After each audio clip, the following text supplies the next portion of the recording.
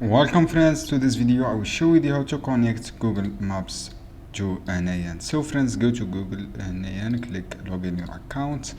If you don't log in your account, log in with your information, and then guys click create workflow.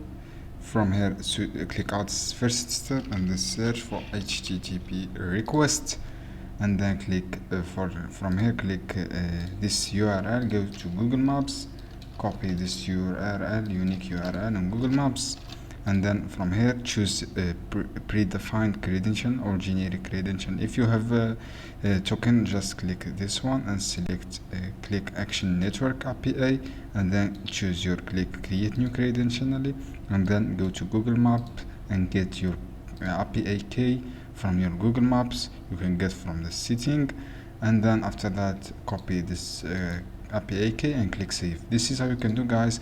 It is easy, simple steps. I hope this video helpful for you. Don't forget give like and share this video.